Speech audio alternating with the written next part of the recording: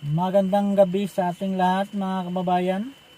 At ito may sinasabi naman po itong si Secretary Remulla na DOJ Secretary Remulla na Philippine no longer ICC member but remains committed to Interpol. Parang sinasabi niyang hindi na nga tayo membro ng ICC pero sa Interpol ay pwede silang makipag-cooperate. Anong ibig niyang sabihin?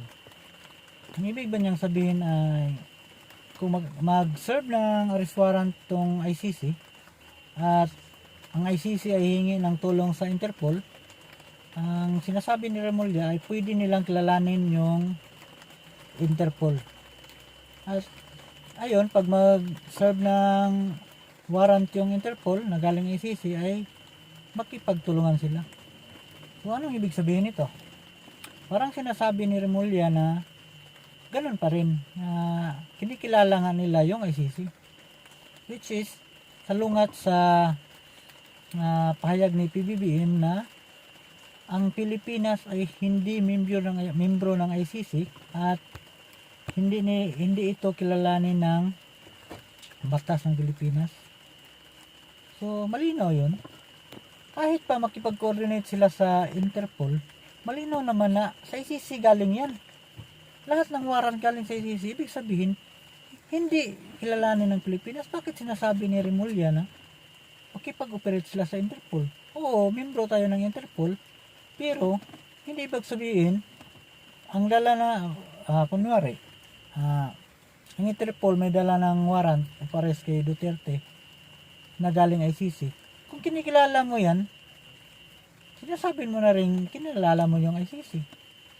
Parang yun ang logic. Parang ano naman ang sinasabi ni Remulla, ang parang namang nakakatawa naman yan. Kung ganyan ang mangyari, mahirap talaga yan. Mahirap.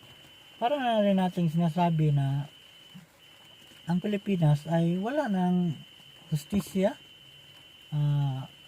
Tama yung sabi ni Bato na malaking banta ito sa batas ng Pilipinas at mga yan ng Supreme Court, malaking banta yan sa kanila. Payag naman tayo, sa akin lang, opinion ko, payag ako na papasukin ng ICC. Payag ako. Pero, sana, i-abolish na yung gaya ni Remulla, i-abolish na yung DOJ. I-abolish na yan. Supreme Court, i-abolish na yan. Wala naman yung kwenta. Hindi naman para yan gumagana sa gaya ng mga matataas na high profile, gaya ng La Duterte, Bongbong Marcos. Hindi naman pala yan gagana as kailangan pa natin ng ICC. So i-abolish na yan. Kung para lang naman sa mahirap yan, i-abolish na yan dahil hindi naman pala yan working. Yung mga police, wala na yan. I-abolish na natin kung ganyan man lang ang takara natin na kung may mga high profile na alleged criminal ay kailangan pa natin ng ICC. So parang sinasabi na natin na wala tayong batas dito sa Pilipinas, hindi gumagana yung batas natin. So yan naman ang sa research ko sa ICC, ang lugar na pinapasukan ng ICC, yung lugar na walang batas, walang namumuno, yung basta yung sinasabi nilang wala na talagang hustisya na bansa, yun ang pinapasukan ng ICC. So ayun, tayo sa Pilipinas, kumagana naman yung mga korte natin, yan ang Hall of Justice. Magana naman, marami nga tayong napakulong, gaya ni Dilima, nakulong. Ibig sabihin, gumagana yung batas natin. Kaya nating magpakulong ng matataas na tao. So, bakit si Duterte hindi nyo kaya mapakulong? Simple lang naman yan, wala na siyang kuan. Hindi na siya nakaupo, hindi na siya presidente. Bakit hindi nyo kaya mapakulong dito sa Pilipinas? bakit kailangan nyo pa ng ICC? Diba?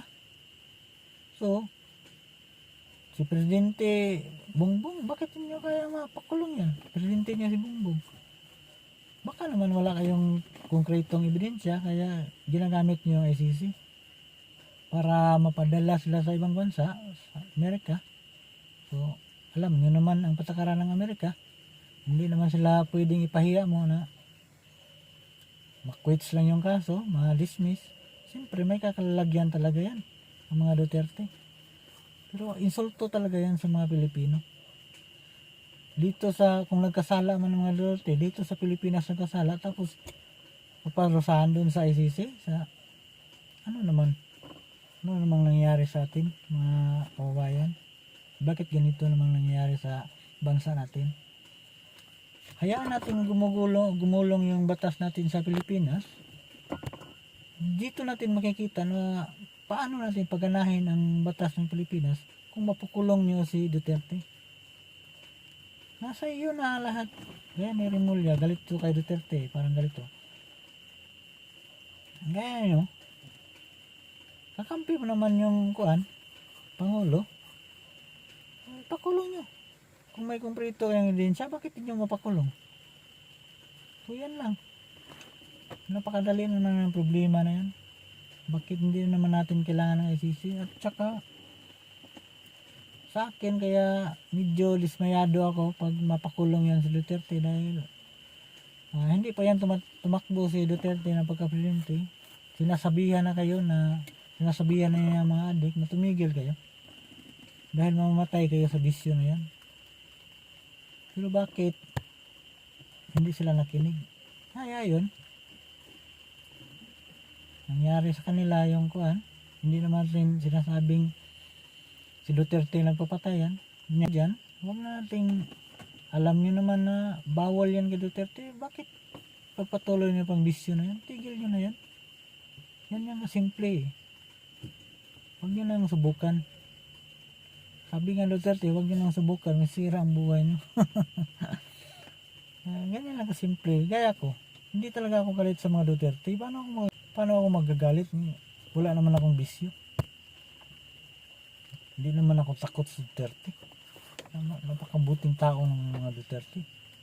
Para sa akin, mabuting tao yung mga adik yung pinapatay. Kisa yung mga adik ang pumapatay at ng rape. Yun yung masama sa akin.